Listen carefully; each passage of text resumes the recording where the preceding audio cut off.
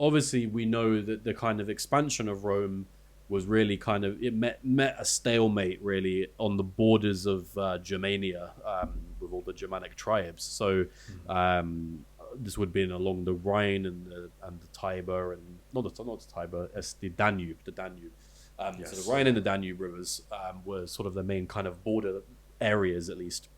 And there were a lot of skirmishes. There were a lot of wars that were fought. There were a lot of really intense battles. Obviously, most notably the Battle of Teutoburg Forest, indeed. where the Romans famously lost 3 legions.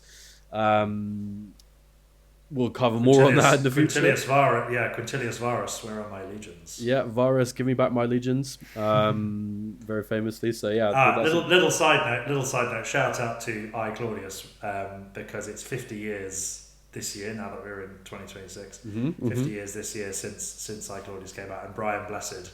It's worth looking up just the clip, if nothing else. Brian Blessed, Quintilius Varus, where are my legions?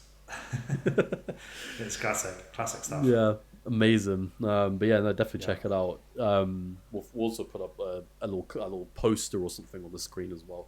Oh yeah. You can't beat it. It's just glorious melodrama. Yeah, it's very, very good. But yeah, we've got lots of different battles that are going on in Rome, between Rome and the Germanic tribes. So over time, obviously, there's a lot of Roman victories. I mean, predominantly Roman victories against sort of singular tribes, but occasionally you would get the Germanic tribes kind of forming confederations together against the Romans.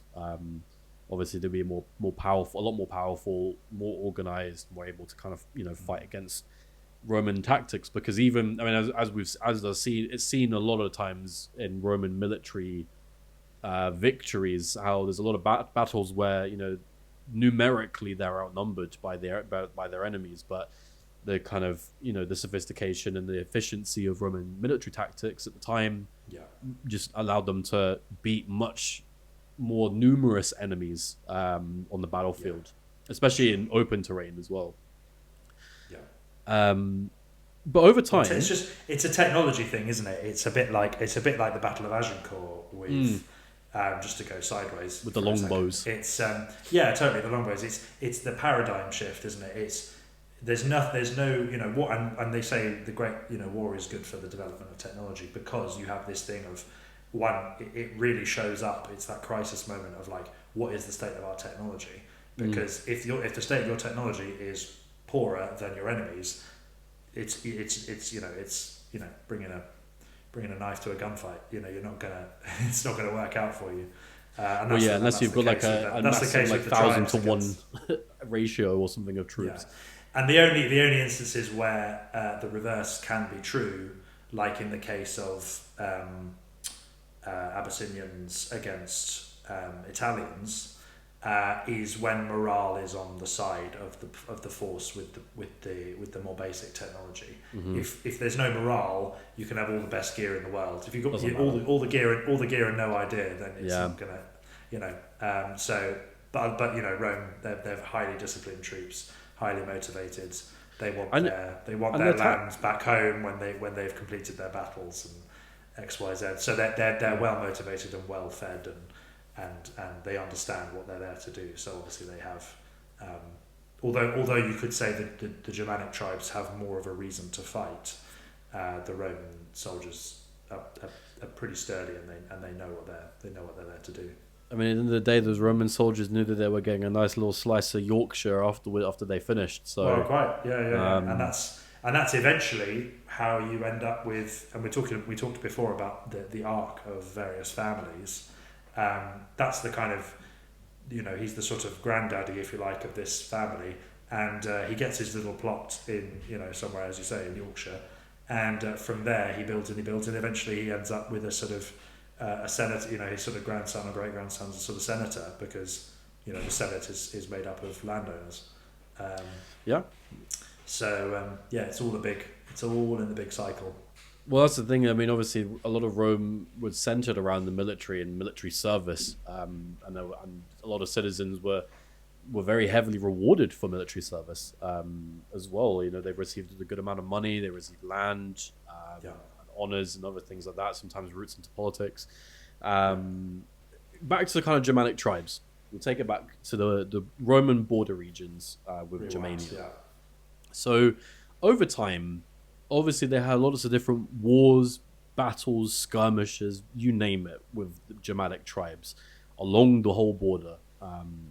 And as a result of that, naturally, the Romans then felt the need to station quite a large concentration of troops on that border. I mean, in the book reference itself references around kind of, about 20 to 25,000 troops sort of stationed on the German border, in different legions and so on, to kind of both probably, deter some tribes from attacking, but also, make sure that they're always ready for a fight no matter where. And this kind of creates a stalemate where, the Romans don't really want to go much further because there's not really much real benefit to them doing it. When they were conquering other bits of land, it's because it was worthwhile, and there was a lot of their economy was agricultural. So where they conquered land that was, very good for certain crops, or it was good for livestock, or it was good for certain other things, that made it worthwhile to keep it integrated into the empire. Whereas if there were lands that were maybe not very, economically beneficial to Rome, or the local population is really putting up a fight and they are not going to be conquered, is it really worth the manpower, the money that it takes to subjugate these places? Well, that's just like Scotland, isn't it? It's the same thing. It's and going back to Quintilius Varus, Where Are My Legions? It's the same. You've got the famous, what's that great film, Centurion, with Michael Fassbender, about the lost legion that goes into Scotland to fight the Picts and never comes back. So that they're looking at it going, well, what do we get? England, fine, we've got these nice low-lying lands, nice undulating green hills, we can grow lots of things, it's all good. They're looking up into the Highlands and going, well, it's all... What's the point? What can we grow? What's the point? What are we going to... Okay, maybe we could make some of it work, but is it really worth the fight with this very intense, fiery people, a lot like the Germanic, similarly to the Germanic tribes? And so, Hadrian's Wall is the... Hadrian's Wall went up, as we all know. Yeah. But so obviously, there was a bit of a stalemate that then was created along the German border. And this lasted for decades, just lasted for a very long time.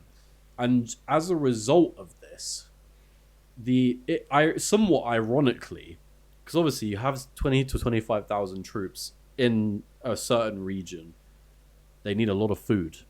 They need a lot of things to keep them supplied. That's a lot of material. Ready to fight. That's a lot of things. And as we know and have discussed so far on this episode, the price of a cart of grain doubles every 50 miles that you go from Rome. So how do you get vast amounts of resources to these soldiers? You buy them locally. So it got to it. Yeah, literally, buy local. I mean, it got to the point where obviously there were surrounding settlements in the Roman Empire, kind of side, that were obviously held the bulk of supply for these soldiers and held the most of responsibility for kind of supplying these regions and stuff. But there were tribes and settlements on the German side that supplied food and things to Rome in return for weapons or food, different things that they could trade. They still traded. So you had this situation where I guess a good comparison of this, right, would almost be look at North Korea and South Korea. You have I can't remember, is it the 38th parallel? Whatever I can't remember the 39th parallel. That's what it was. Obviously, where they have the demilitarized zone between the two. And now imagine that both countries traded with each other through settlements on that border constantly with the same rhetoric that they have now, but doing that is essentially what was happening pretty much. It's kind of mad that because they obviously hadn't been fighting on scale for like a long time, so a trade relationship kind of just developed. Yeah, and I suppose that's also the benefit of dealing with tribes, isn't it? Because like in Britain, you've got the tribes who are fiercely resistant, like I think it's the Iceni, Yep. that Boudica springs up Mm-hmm. from. Good old Boudica. Yep. But you've also got tribes who are calmer, who are less kind of, who think, well, this isn't all that bad, and I guess we could sort of make it work. So if you're dealing with one political unit that is the Roman Empire versus all these teeny tiny little tribal entities, all you've got to do is kind of play them off against each other, form a loyalty with one, divide and conquer, one over here. Yeah, exactly, divide and conquer. And they don't even have to do the dividing because they're already divided. So it's nice. Well, yeah, they already hate each other, so it's not that hard. Yeah. or if they don't hate each other, they're not speaking to each other, or they're speaking different languages, or they're, whatever it is, they're not gonna. It's going to be very difficult. And I think Boudica manages to an extent, because I think she gets together. I can't remember what the other tribe is, but there is a tribe that the Iceni get together with, to make it all happen, to fight against the Romans. But it is tricky to make that happen because there's just so many different moving parts, and everybody's got their own agendas. And so the Romans are laughing because they're going, well, this is easy peasy. We've got central government, and they're all scattered, divided and scattered around. Four winds. Yeah. Well, actually, that brings us to the next sort of stage, and this is where it gets interesting.